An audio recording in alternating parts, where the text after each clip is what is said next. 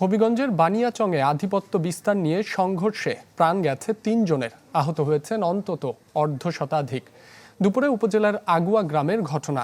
Police জানায়, CNG স্ট্যান্ডে আধিপত্য বিস্তার নিয়ে ম্যানেজার বদির মিয়া ও চালক আব্দুল কাদিরের মধ্যে কথা কাটাকাটি হয়।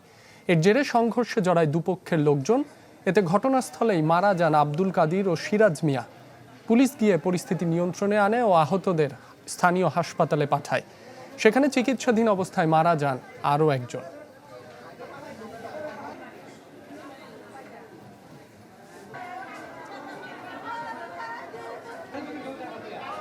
এ নিয়ে আরও জানাতে সরাসরি যোগ দিচ্ছেন সহকর্মী রাসেল চৌধুরী। রাসেল, রাব্বি, আজ দুপুরে হবিগঞ্জের বানিয়াচংয়ের আগুয়া গ্রামে নিয়ে সংঘর্ষে প্রথমে 2 জন মারা গেছে, তারপর হসপিটালে একজন, প্রায় 3 জন মারা গেছে। এবং আগুয়া গ্রামে এই স্ট্যান্ড নিয়ে দীর্ঘদিন ধরে বিরোধ চলছিল সোহেল মেম্বার এবং বদির মিয়ার মধ্যে, এবং তাদের 2 গ্রুপের আধিপত্যকে কেন্দ্র করে সিএনজি স্ট্যান্ডের এই সংঘর্ষে আজ দুপুর 2টার দিকে 2 পক্ষে সংঘর্ষ লিপ্ত হয় এবং সংঘর্ষে ঘণ্টাব্যাপী সংঘর্ষে প্রথমে স্পটেই 2 জন নিহত হয়েছেন এবং হসপিটালে নেওয়ার পরে আরেকজন মারা গেছেন।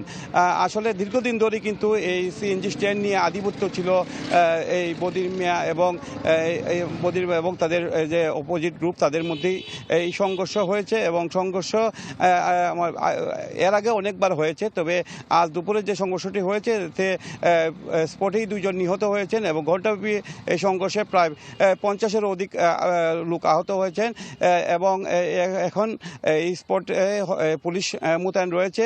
সংঘর্ষ নিয়ন্ত্রণে আনছে পুলিশ এবং পুলিশ কিন্তু এখন স্পটে আছে এবং আমাদের এখানে তারা জানিয়েছেন যে তাদের এই যে আসামিগুলো আছে তাদেরকে তারা ধরপাকড় করছেন এবং তারা নিয়ন্ত্রণ নিয়েছেন।